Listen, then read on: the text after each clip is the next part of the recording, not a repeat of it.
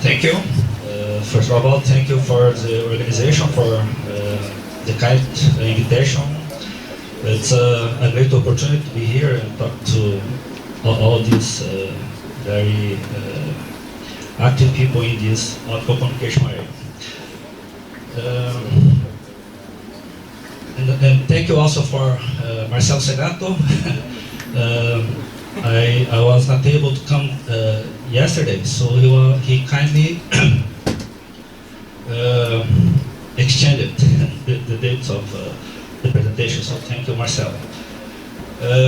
In this presentation, my objective is to show you Padtec's vision about optical networks. This vision reflects the current R&D activities that Padtec is doing inside the company and also in partnership with universities and research R&D centers. So I will talk a little bit about services and traffic growth, optical networks evolution, and current technologies. As you know, the traffic growth in Brazil has been quite impressive. From 2010 to 2015, the expected growth is something like 8.2 times. This is a huge number. And if you look at the traffic growth in the world, the Brazilian numbers are quite more impressive. Internet traffic in the world in this time period will grow something like 4 times, while in Brazil the growth will be 7.5 times. When we consider managed IP traffic, the numbers are similar. And if you look at the mobile traffic, the numbers are very huge. So traffic growth is impressive. In the world, the growth is not as high as in Brazil. It will be just 4 times. But the change that is disruptive is not in the traffic volume. The important change is the nature of the traffic. So US operators are reporting that 20% of its internet backbone traffic is related to Netflix. So the networks are evolving to transport first voice signals, then data, and in the near future, the networks will transport mainly video signals. And how this evolution is happening. So if we look at the time frame from 1980 to 1995, the optical networks were mainly TDM based, time domain multiplexing based, and used PDH and SDH SONET technologies. These networks transported mainly voice signals, telephony signals, and dial-up modem traffic. From 1995 to 2005, some important technologies appeared, so 10 gig E and 10 gig OTM, urban doped fiber amplifiers, WDM technologies. So with these new technologies, it was possible to support broadband internet access traffic. More recently, from 2005 to 2012, 4G OTM technology became available, and also ROADM technology. With these technologies, fiber to the home, fiber to the curb, fiber to the building applications were supported, video signals, super data centers, mobile broadband, and applications like Netflix, Facebook, YouTube, iTunes. And one technology that became available is 4G gig Ethernet. This technology is already standardized, but the prices of this technology are very high. So 40 gig Ethernet is a standard, but it's not used in the market because the prices are very, very high. If we look at the near future from 2013 to 2020, 100 gigabit Ethernet is coming. That's the reason why 4 gig Ethernet was not adopted. And also 100 gig OTN, 400 gig, 1 terabits per second technologies are coming. Coherent detection is also an important technology that is driving the evolution of the networks. And packet-based technologies like packet optical transport system and the packet transport network.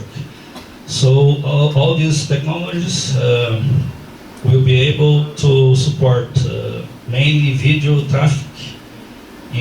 So there will be widespread video, widespread demand of video applications, and also cloud computing.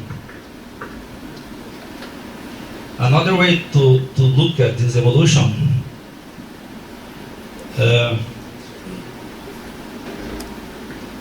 so here you can see, you can also almost see. So here there is 1 megabits per second, 1 gigabits per second, 1 terabits per second, and 1 petabits per second. And so as I was saying, from 1980 to 1995 there was TDM, and the bit rates were in the range of up to 10 gigabits per second. And then EDFA did WDM technology came, and the bit rates currently are in the range of some terabits per second, up to 10 terabits per second per fiber. And in the near future, we expect to have more new coherent technologies like OFDM, stronger FEC, hybrid Brahman, EDFAs, and so on. So this will enable this will enable the networks to evolve to support this huge traffic growth. An evolution that is happening in the transport area is the migration from SDH to WDM and other technologies. If you look at this picture shows the evolution of the revenue comparing WDM and the SDH. So in 2008, the market share for this technology was almost 50-50. Okay, so from 2009 to 2015, we can see a decrease in the market share of SDH technologies, and the growth of the market share related to DWDM technology.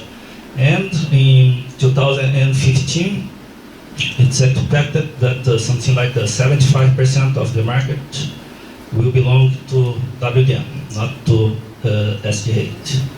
So SDH is being replaced by WDM, and also by packet-based technologies like POTS and PTN, like packet optical transport switching and packet transport network.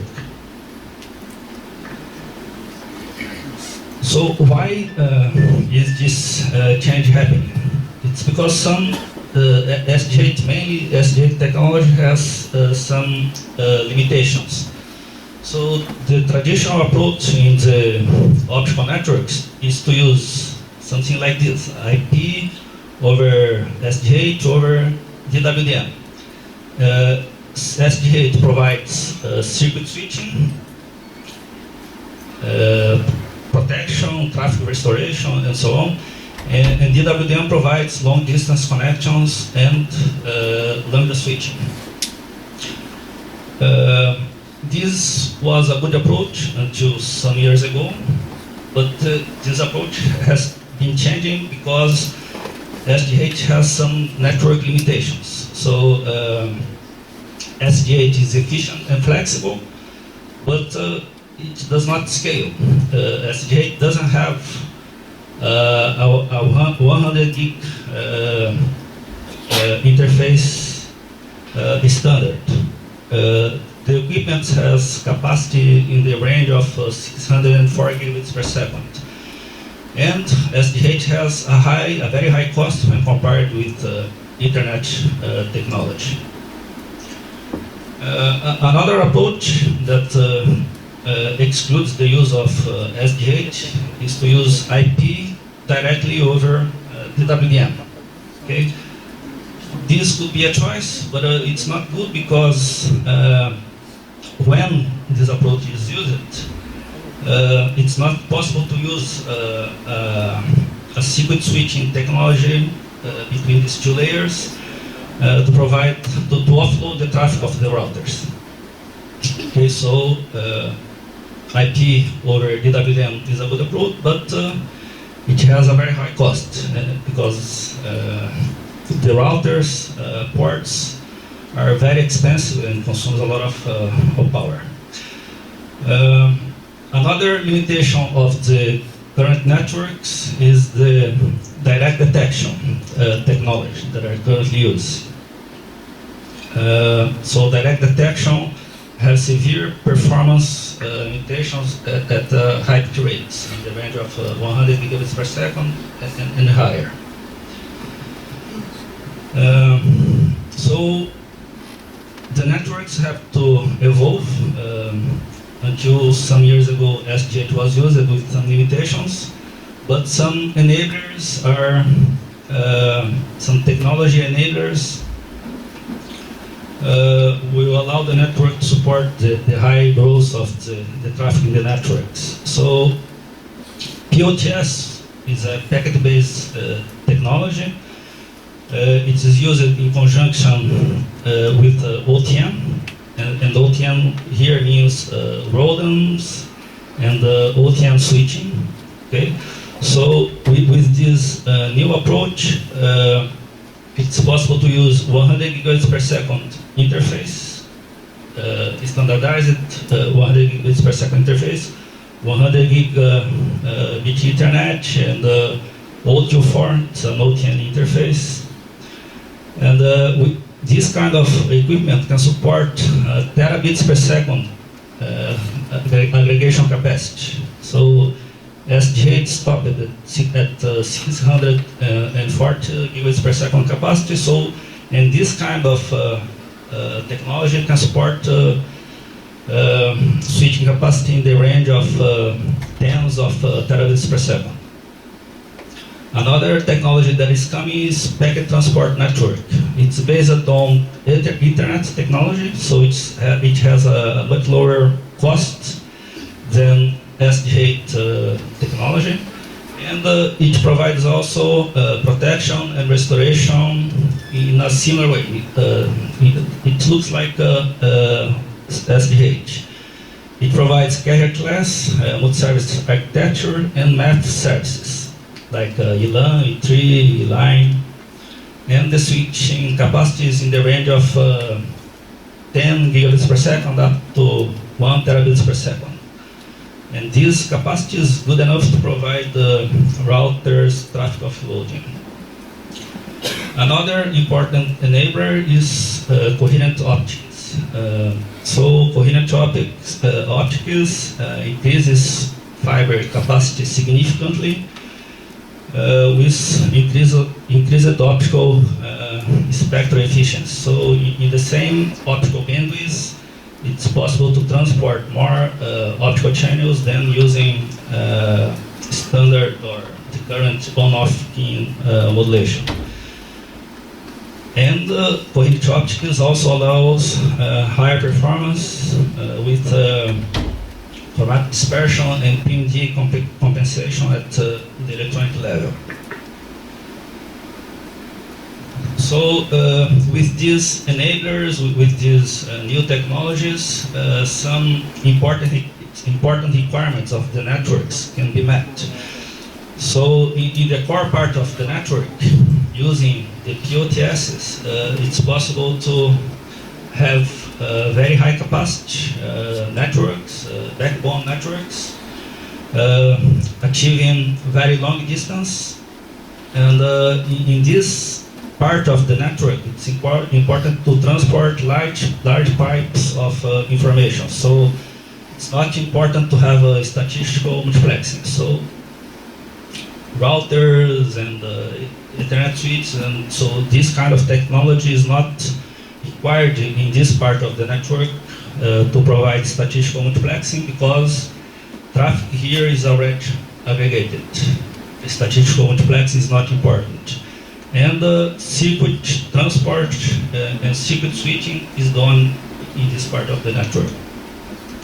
In the metro area, PTM technology could be used to transport packet-based client services. And in this part of the network, it's important to have statistical multiplexing.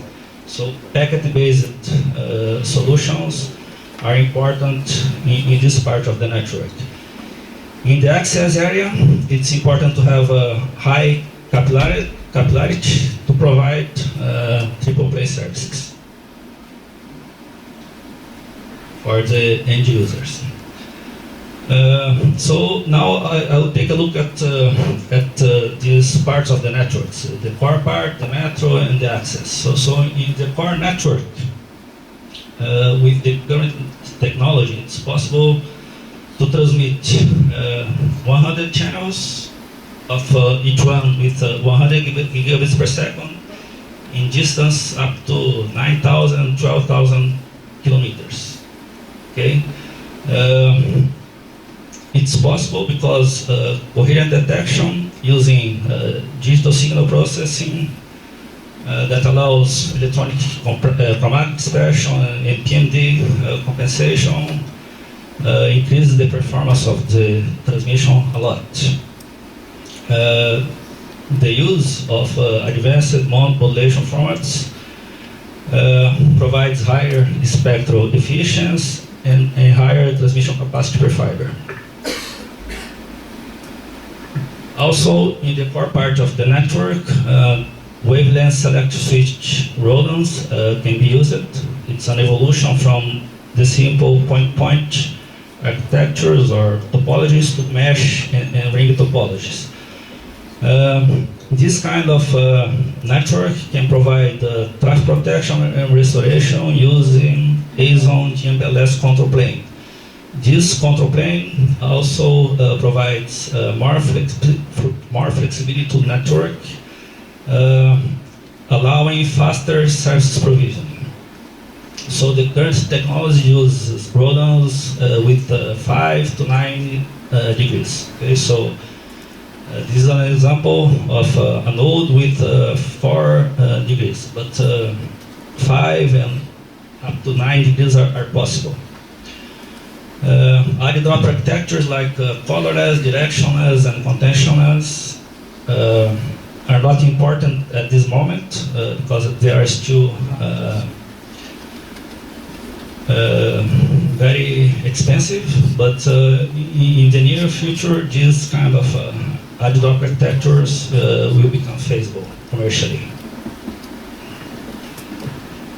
Still in the core part of the network, OTN switching is replacing SDH with high capacity. So as I said, SDH scales up to 640 gigabits per second. With this kind of technology, it's possible to have a 6 terabit per second switching capacity per chassis, or 60 terabits per second switching capacity per cluster. And a cluster is a set of 10 chassis. Okay, so capacities in the range of hundreds of or dozens of terabits per second are possible. This kind of product technology uses agnostic switching, so it's possible to provide in a network OTN switch circuits or provide MPLS-TP LSP circuits. It has line cards with multiple coherent 100 gig signals interface, and it uses GMPLS control plane.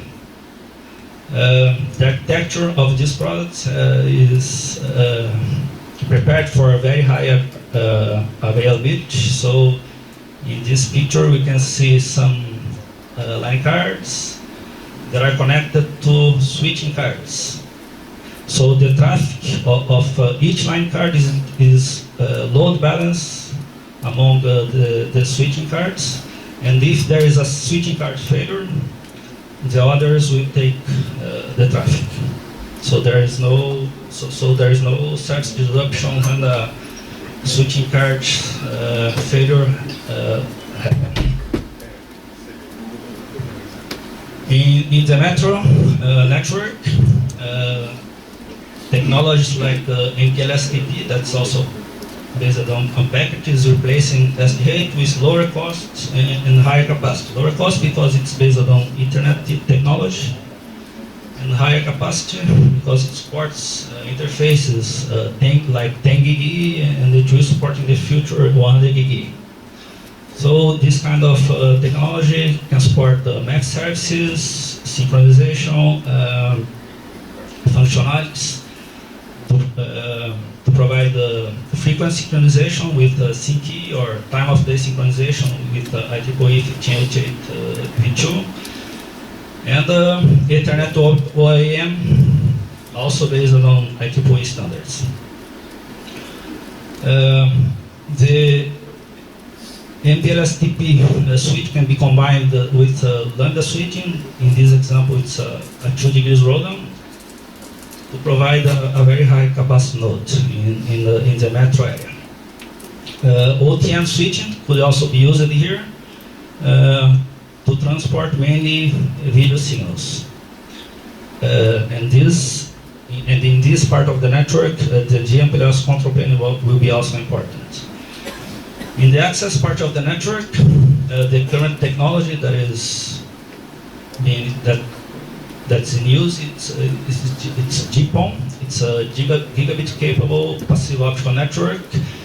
It's based on ITU-T G.984 standard.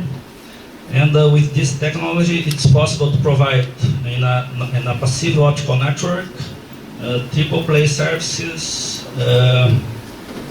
with very low cost, because the optical distribution network is completely passive with the optical cables and the optical splitters.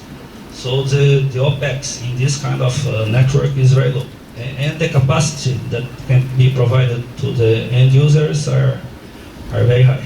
It's possible to have something like 64 customers in a fiber, in a network like this.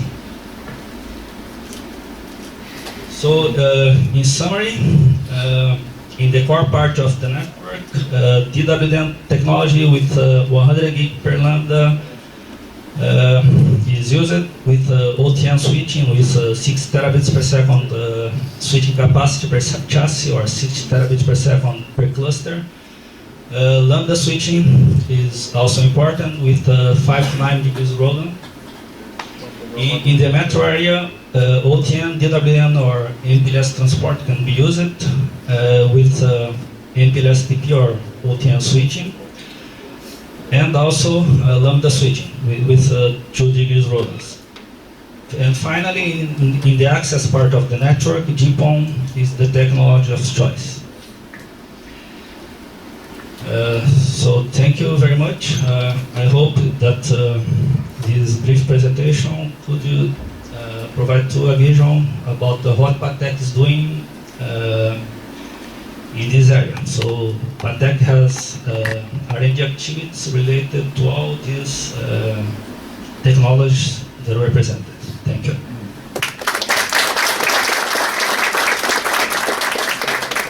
So please ask your question. Maybe 1 or 2 questions only. We are a bit late.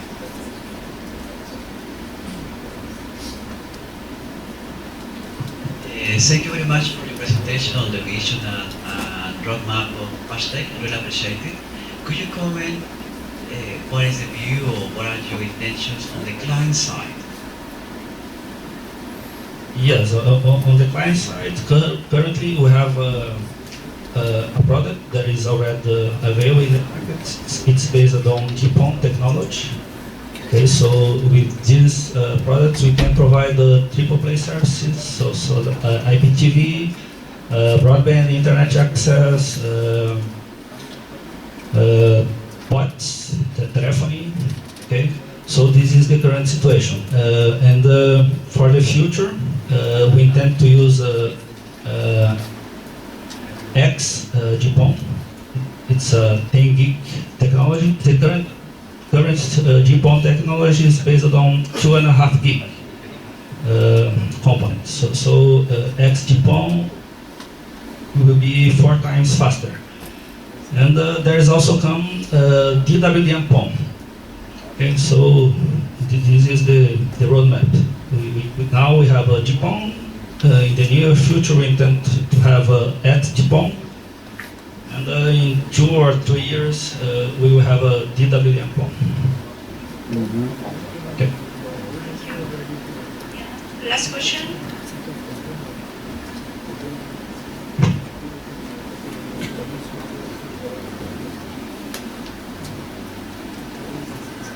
The same question on the client side. What is your vision about interoperability between the different GPON suppliers? This is the aim of the service providers. Currently, it's not a reality because it's not so easy to have interoperability between the ONTs, GPON ONTs, and the OLTs. There are a lot of efforts in this direction, but what we are seeing in the market nowadays is no interoperability at all. But I understand that service providers will always want interoperability to make the prices lower. So that's something that will happen. I don't know if in 2 or 3 years, but it will happen like it happened with XDSL technology.